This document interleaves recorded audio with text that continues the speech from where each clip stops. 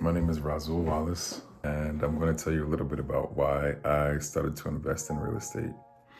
The main reasons I started to or wanted to invest in real estate is because the idea of working a 9 to 5 for 40 years or so of my life, 40 hours a week, having 2 days off on the weekends and 2 weeks off a year, it didn't seem like much of a life to me. It felt like I was living to work, not working to live. I didn't have much flexibility in my schedule. I live in Connecticut now. My family's in New York.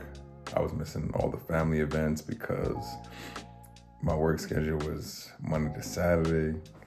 I really just wanted to be able to spend more time with the family. My kids, I wanted to be able to go to their events and do things with them and not be hindered or have to go ask for permission from anyone. I really just wanted to have the flexibility and freedom to control my life and do the things that I wanted to do when I wanted to do them. I'm not a stranger to being able to put in work or effort or to accomplish anything. I just wanted more control, more freedom. I just wanted to live life on my terms. The start of my real estate journey was when I read the book Rich Dad Poor Dad.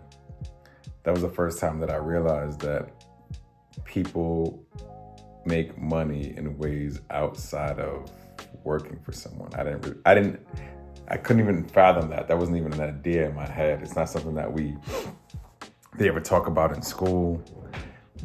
We're not educated about at all. So when I got to be an adult, I just thought I needed a high-paying job. And then I could somehow save that to get to not have to work.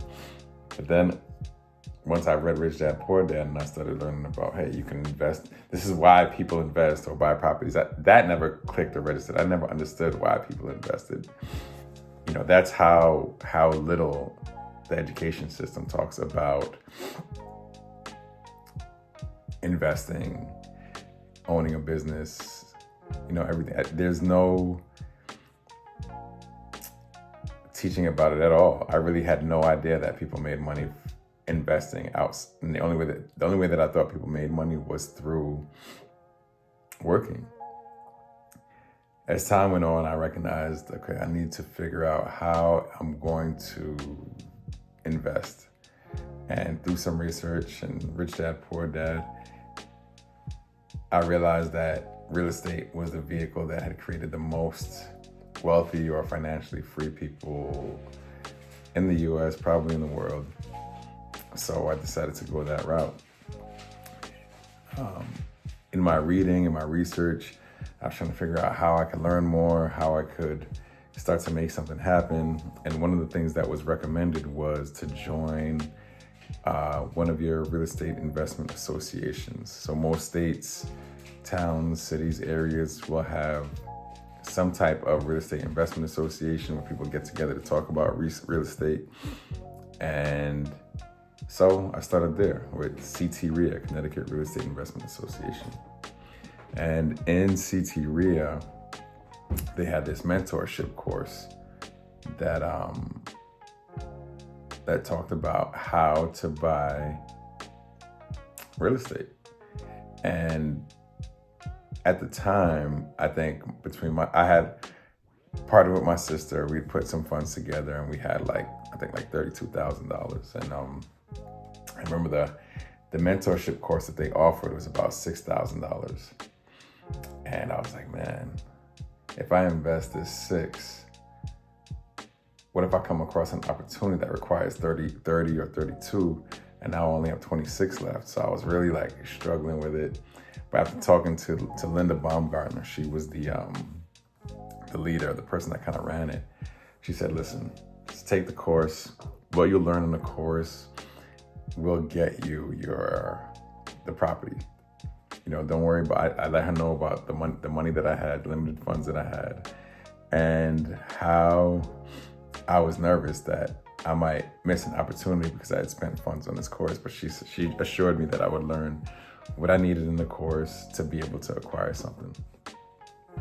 And then I thought on it for a night, and I just kept seeing things that said that if you want to get into something, you have to be around people that are doing it. And I had no other view of how I would be around people that were doing it. So I went ahead and I made the leap. In that course, I learned everything that I needed to learn to acquire my next few properties. And granted, when you're taking the courses, one of the biggest fears is, I'm going to invest this money in this course, but what if it doesn't produce what I'm hoping or anything really?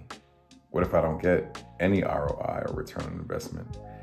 And so I had to couple that with that fear to ensure that something came from it at like daily action. Like every day I would think, I got to get something out of that money that I invested. So what am I doing today to move me closer to my goals? Which at the time, I think after taxes and retirement accounts and paying back a loan that I had taken from my retirement account, I think I was netting about $2,200 a month. $2,200 a month. And I had to pay child support, which was like $1,000 a month. So my funds were extremely low. But I said, I figured if I can just replace that $2,200 a month, then I can have freedom, because I was on a very tight, strict budget.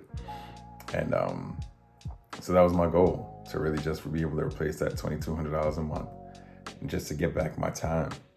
So in taking that course, I learned how to start acquiring rental properties, which I'll get into more detail in some other videos.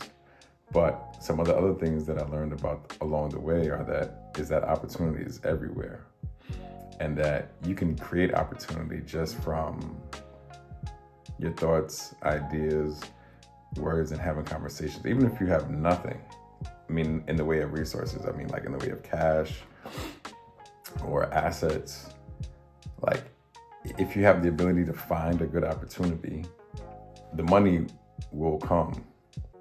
So that is one of the biggest things that I learned in this journey and in this process and where I'm at right now. So I just wanted to let you know how, or express to the world how or why I started to invest in real estate.